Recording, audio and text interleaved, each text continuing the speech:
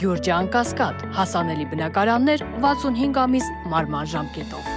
Խաղաղության փաստաթղթի տեքստի համաձայնեցման մասին լուրն առնելուն պես միջազգային հանրությունը ոգևորություն ապրեց։ Թվում էր, ուր որ է Ալիևը իր ստորագրությունը կդնի։ Բոլոր պահանջները Հայաստանն ընդունել էր։ Փաստաթղթի համաձայնեցումն աճ ու ձախ ողջունում էին։ Գերմանիայի արտգործնախարարը նույնիսկ ասաց Հայաստանը համարձակ զիջումների գնաց։ Ինչու հիմա ոչ ոք չի հարցնում, ով է եւ ինչու է ձգձգում ստորագրումը, ինչ կա ձգձգողի ատամի տակ։ Հիմա կոչեր են անում ստորագրել։ Ոչ ոք չի մոռացել անշուշտ, որ Մոսկովյան լրատվամիջոցին Ալիևը հրապարակային ասաց. հենց բոլոր կետերը համաձայնեցված լինեն, կստորագրի։ Երբ կստորագրվի խաղաղության պայմանագիրը։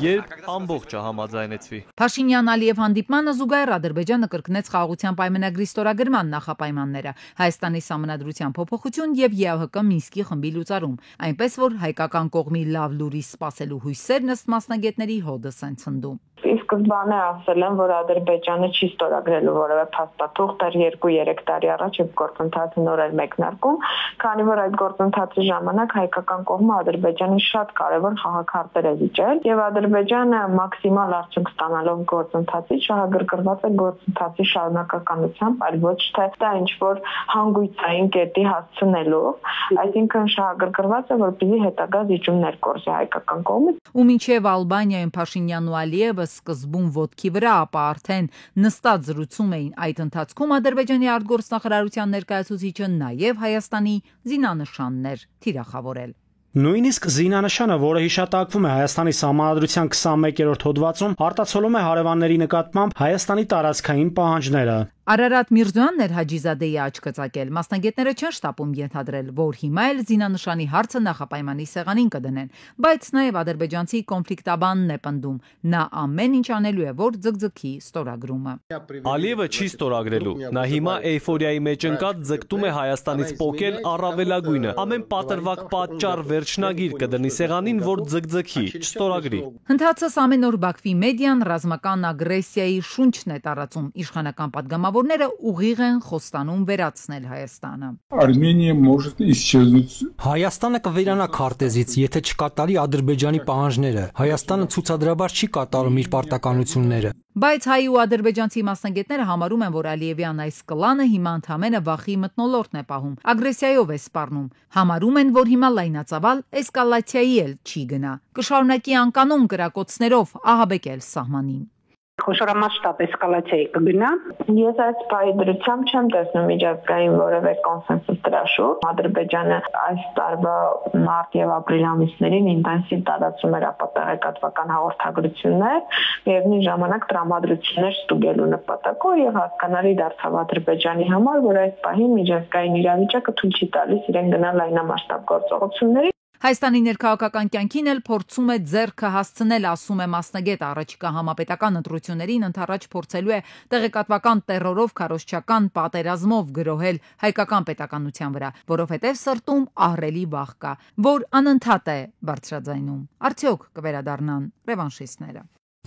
Այսպես լայն ժպիտով են նրանք միմյանց ընդունում։ Հունգարիայի վարչապետի հետ հանդիպմանն էլ Ալիևը սպառնացել է հայերին, ասել է վաղ թե ուշ Հայաստանը կհամաձայնի Ադրբեջանի պայմաններին։ Խաղաղության համաձայնագրի ստորագրման համար երկու պայման է առաջադրվել։ Հայաստանը վաղ թե ուշ կհամաձայնի այդ պայմաններին։ Ալիևի այցից առաջ Ադրբեջանն էր ժամանել Հունգարիայի պաշտպանության ուժերի գլխավոր շտաբի պետի գլխավորած պատվիրակությունը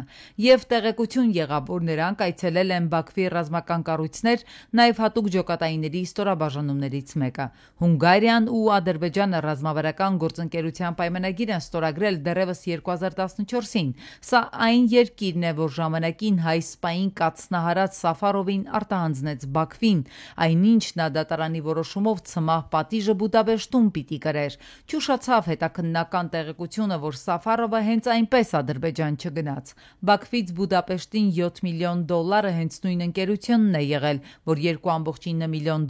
էլ կերակրել է իտալացի պատգամավոր ԵԽԽՎ պատվիրակ Լուկա Վոլոնտեին Իտալացին Միլանի դատախազության քրեական գործով կաշառակերության համար 4 տարի գնաց ճաղերի հետևը։ Հիմա Բունդեսթագ։ Այստեղ մեկը չէ, որ ռեժիմով աշխատավարձ ստանալու պես կաշառվել է Բաքվից։ Էդուարդ Լինթեր, Աքսել Ֆիշեր, Կարին Շտրենց։ Նրա սիրտը պայթեց ինքնաթիռում, երբ իմացավ, որ կաշառքի գործով խուզարկել են տունը ու ամառանոցը։ Նրանք գերմանական դատախազության խոշորացույցի տակ են եղել։ Գերմանացի իրավապահները ֆիքսել են Մարկ Հաուպտմանն ու իր շատ կուսակիցներ ծախվել են Բաքվին ու զբաղվել նրանց լոբինգով։ Մարդիկ ստացել են փող, գորգեր, նվերներ, կաշառվել են մարմնավաճառներով, ամենով ինչով հնարավոր է։ Ես ցնցված էի։ 30 միլիոն դոլար էլ հայտնի խավիարային դիվանագիտության պորտֆելը սկանդալը պայթեց Եվրոպայի կենտրոնում։ Hauptmann sein Mandat abgegeben. Մեղադրանքը սակայն սարքավորումներ գնելու մասին չի ասում, նա Բաքվի փողը բաժանել է գերմանացի մյուս լոբիստներին։ Աքսել Ֆիշերը գերմանական կենտրոնական ֆիգուրներից է Եվրոպայի խորհրդում։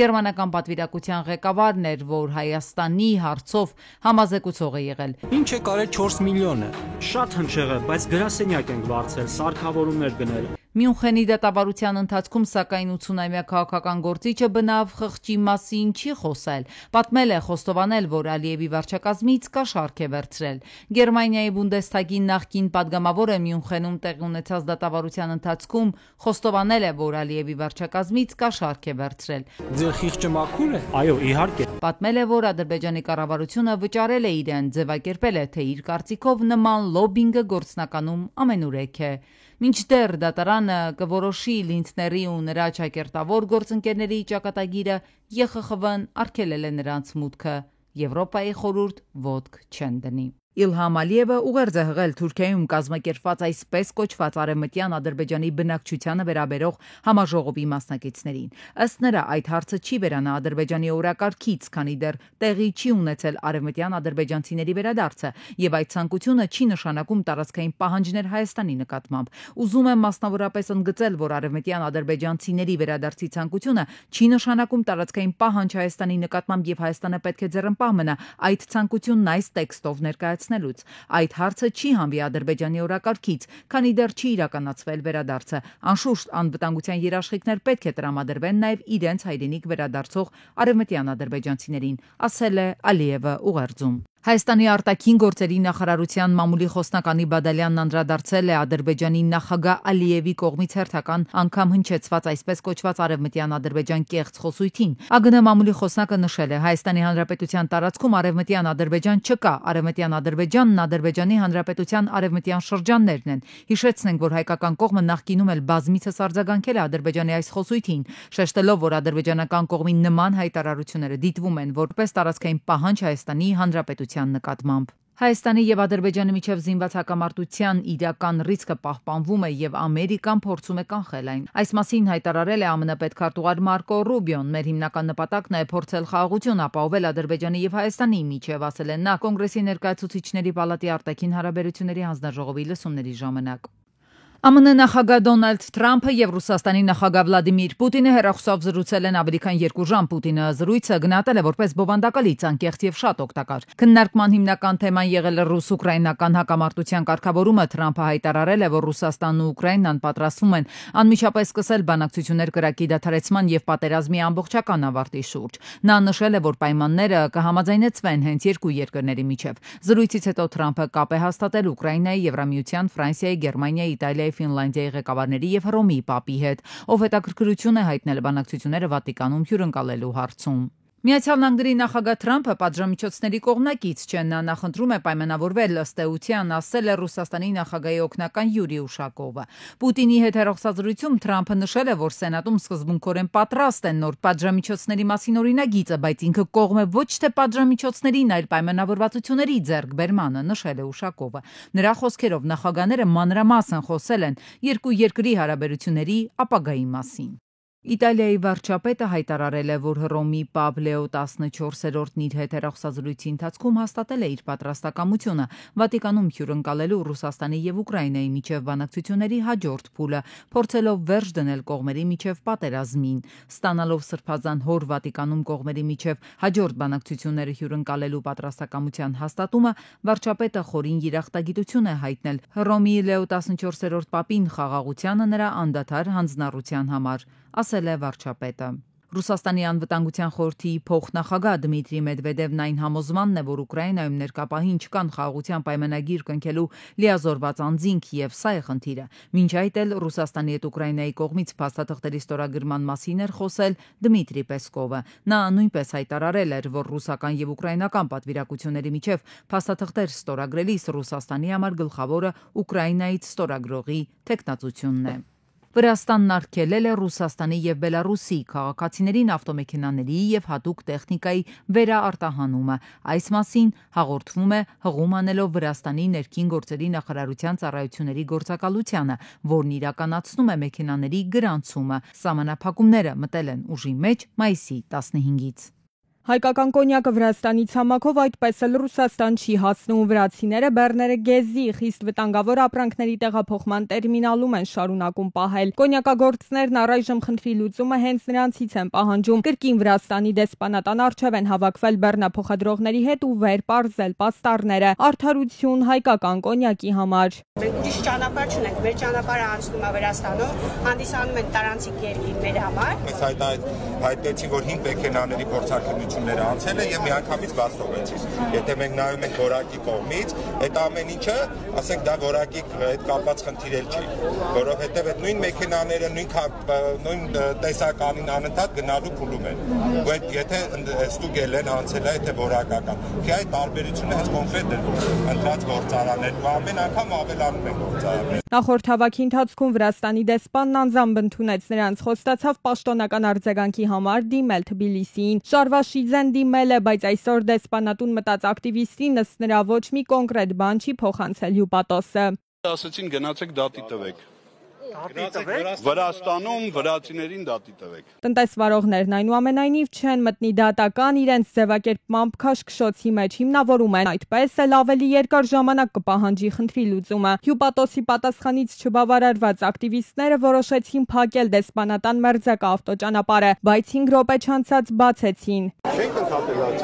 շարունակումը, պես բան խոստացան, որ զեկուցել որ ներկայացուցիչ կա